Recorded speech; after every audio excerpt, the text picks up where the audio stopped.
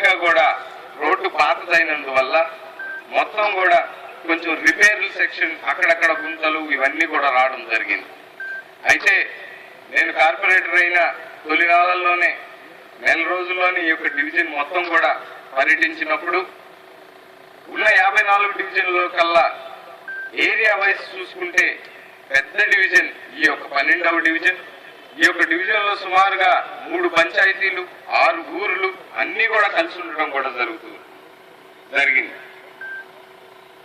మరి మొత్తం డివిజన్ అంతా కూడా నేను పర్యటించడం జరిగింది.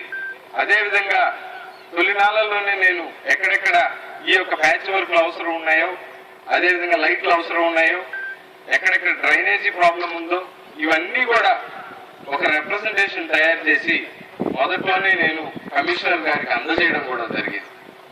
అయితే వాళ్ళైతే ఎందుకో కానీ ఇప్పుడున్న పాలకులు సరిగా 12వ డివిజన్ మీద దృష్టి పెట్టలేదో, లేకపోతే నిధులు లేవో, లేకపోతే తర్వాత చేద్దాం అనుకున్నారు, కరెక్ట్ కారణం తెలియదు. కానీ ఇన్ని రోజుల దాకా కూడా ఈ యొక్క అభివృద్ధి కార్యక్రమాలు మొదలు కాకుండా నేను ఇచ్చిన సమస్యల మీద దృష్టి పెట్టకుండా కూడా ఇన్ని రోజులు కూడా జరుగుతూ వచ్చింది.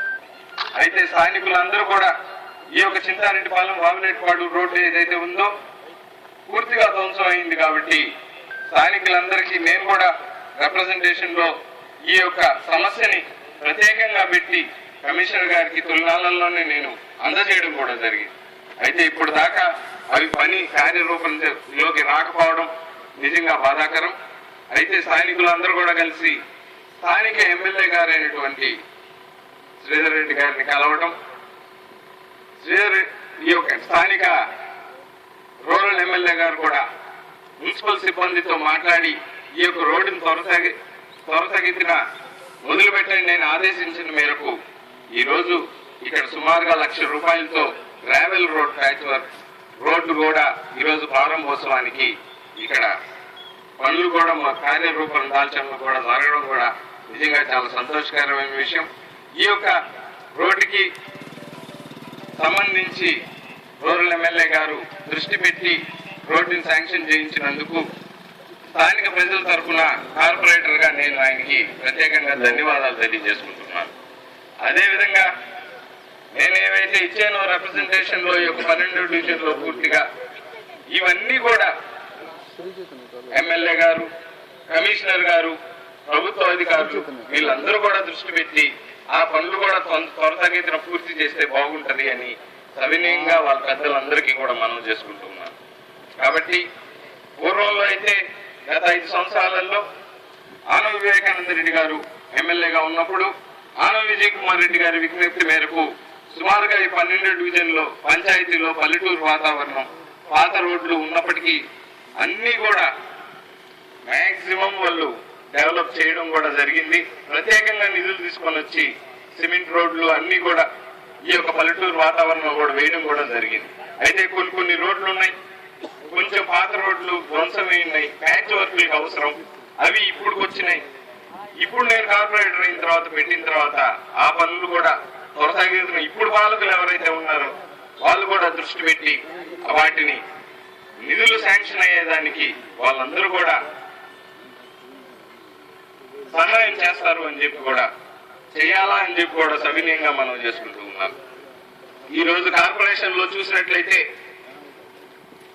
పాలన అస్తవ్యస్తంగా ఉంది అని చెప్పే దాంట్లో ఏ మాత్రం సందేహం కూడా లేదు. మొన్న మేయర్ గారు చెప్పినట్టు ఐఏఎస్ గా కమిషనర్ ని ఇది వరకు ఎప్పుడు కూడా కార్పొరేషన్ లో తేలేదు. మొట్టమొదటిసారి నేను తెచ్చాను, ఒక ఐఏఎస్ కమిషనర్ ని నియమించాను. ఈయన ద్వారా పరిపాలన సమష్టిగా మన నెల్లూరుకి అందించగలను అనే ఉద్దేశం నాకుంది. ఈ విధంగా నేను చేయగలను అని చెప్పి ఆయన చెప్పడం, పలు సందర్భాల్లో ఆయన్ని పొగట్టడం, మళ్ళీ దాదాపుగా ఈ 2-3 నెలలుగా ఏమైందో కమిషనర్ గారికి మేయర్ గారికి సరిగా మాటలు లేవు. మరి ఏ కారణం మీదో మాకైతే తెలియదు. కానీ ఒక ఐఏఎస్ కమిషనర్ వచ్చినప్పుడు మేమందరం కూడా కార్పొరేటర్లు అందరం కూడా సంతోషపడ్డాం. న్యాయం మీద నిలబడుతున్నాడు, నీతికి నిజాయితీకి తలవంచి పనిచేస్తూ ఉన్నాడు. పనులు ఎక్కడైతే జరిగాయో వాటిని చూసి పర్యవేక్షించి బిల్లులు ఇవ్వడం కూడా ఆయన చేస్తూ ఉన్నాడు. ఇదే విధంగా పాలన కొనసాగితే మన నెల్లూరు 5 సంవత్సరాలలో బాగా ముందుకెళ్ళది అభివృద్ధి కార్యక్రమాలలో అని మేమందరం కూడా ఊహించాం. అయితే ఏమైందో ఏమో గాని ఒక IAS హోదాలో ఉన్న మనిషిని చెప్పా పెట్టకుండా ప్రభుత్వం వారు కనీసం ఆయనకి విలువ కూడా ఇవ్వకుండా రాత్రికి రాత్రే అర్ధరాత్రి ఆయన్ని ట్రాన్స్ఫర్ చేయించేయడం కూడా జరిగింది. ఒక IAS నియమించినప్పుడు మనం సవినయంగా కానీ ఆయన వాడుకుంటే, ఆయన యొక్క సర్వీసెస్ అన్నింటినీ కూడా మనం గౌరవించి వాడుకుంటే, ఇప్పుడు ఆ పాలకులు ఎవరైతే ఉన్నారో సుమారుగా 3 సంవత్సరాల వరకు మన ఊర్లో ఆయన పనిచేసే పరిస్థితులు కూడా ఉండేవి. కానీ ఏమైందో ఏమో పట్టుమని 6 నెలలు కూడా గడవలేదు. 5 నెలలకే రాత్రికి ఆయనకి ఉత్తర్వులు వచ్చి ట్రాన్స్ఫర్ చేయించేసి పక్కకు పంపించేయడం నిజంగా జీర్ణించుకోలేని విషయం. మేము కార్పొరేటర్లు మరియు ప్రజలు అందరం కూడా ఒక మంచి అధికారిని పోగొట్టుకున్నామే అనే బాధతో జీర్ణించుకోలేని విషయం అని చెప్పి కూడా మనం చేసుకుంటూ ఉన్నాను.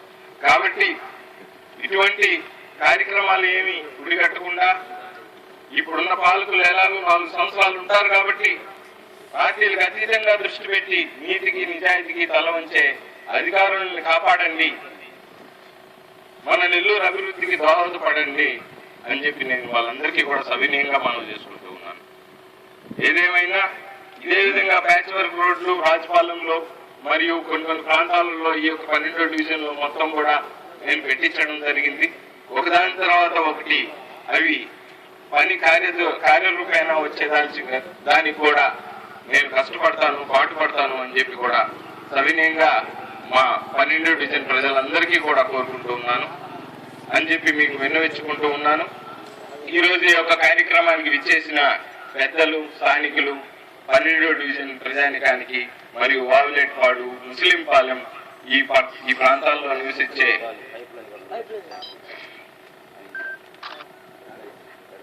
అదేవిధంగా ముస్లింపాలెంలో కూడా పైప్ లైన్ వర్క్ కూడా మేము పెట్టడం కూడా జరిగింది. దానికి కూడా తొందరగా శాంక్షన్ చేయిస్తే ప్రజలందరూ కూడా హర్షిస్తారు. అదేవిధంగా ఇక్కడ ఒక మోటార్ సమస్య కూడా ఉంది, నీళ్ల సమస్య. దాన్ని కూడా మోటార్ని తీసి వేరే ప్రాంతాల్లో పెట్టాల్సిన అవసరం ఎంతైనా ఉంది. దాన్ని కూడా మున్సిపల్ అధికారులు కూడా ఇక్కడికి వచ్చున్నారు, వాళ్ళ దృష్టి కూడా నేను తీసుకోబోదలుచుకున్నాను. ఆ పనిని కూడా త్వరితగతిన పూర్తి చేస్తే ఇక్కడున్న ప్రజలందరికీ కూడా అన్ని సదుపాయాలు మనం ఇచ్చినట్టుగా ఉంటుంది అని చెప్పి కూడా సవినయంగా మనం చేసుకుంటూ, మీకు ఏ సమస్య ఉన్నా, లైట్ల సమస్య ఉన్నా నాకు తెలపండి. నేను ఖచ్చితంగా మున్సిపల్ అధికారుల దృష్టికి తీసుకుని వెళ్లి ఆ యొక్క పనిని త్వరగా పూర్తి అయ్యేదానికి నేను దోహదపడతానని చెప్పి కూడా మీ అందరికీ మాటిస్తూ, ఈ యొక్క కార్యక్రమానికి విచ్చేసి ఈ యొక్క రోడ్లు ప్యాచ్ వర్క్ కార్యక్రమానికి దిగ్విజయం చేసినందుకు,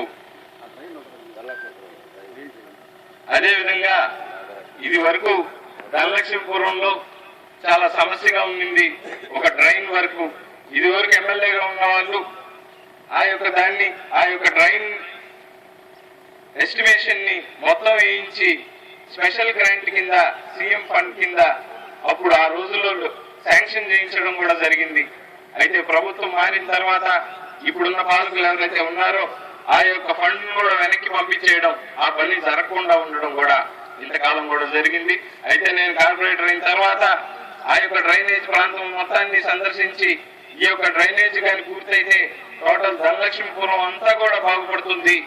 ఇదే ప్రధాన సమస్య ఆయనకి పెట్టించి నేను రిప్రజెంటేషన్ కూడా ఎమ్మెల్యే గారికి చెప్పడం జరిగింది, కమిషనర్ గారికి చెప్పడం జరిగింది. అయితే ఇప్పుడు దాకా ఫండ్ అయితే రాలేదు. ఆ యొక్క డ్రైన్ కూడా పని మొదలు పెట్టడం కూడా ఆలస్యం జరుగుతుంది. ఇవన్నీ కూడా దృష్టిలో పెట్టుకుని పాలకులు త్వరతగతిన ఆ యొక్క ధనలక్ష్మీపురం డ్రైన్ వర్క్ కూడా స్టార్ట్ అయ్యేటట్టుగా చూడాలి, మొదలయ్యేటట్టుగా చూడాలి అని చెప్పి సవినయంగా అధికారులందరినీ కూడా కోరుకుంటూ ఉన్నాను.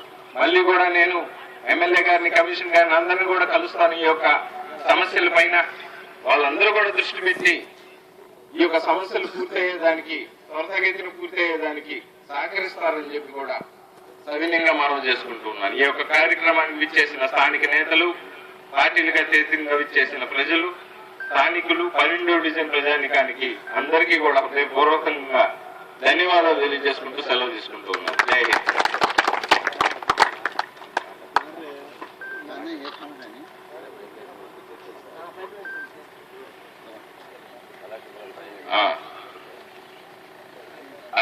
షాను అక్కడ మోటార్ ఎక్కడండి అక్కడేనా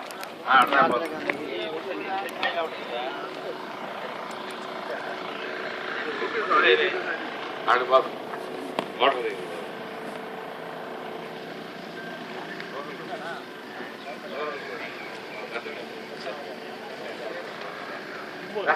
అందరు రండి ఆడ మోటార్ దగ్గరికి వెళ్దాం పోల్ దగ్గర అంటే పోతే నీకు మళ్ళీ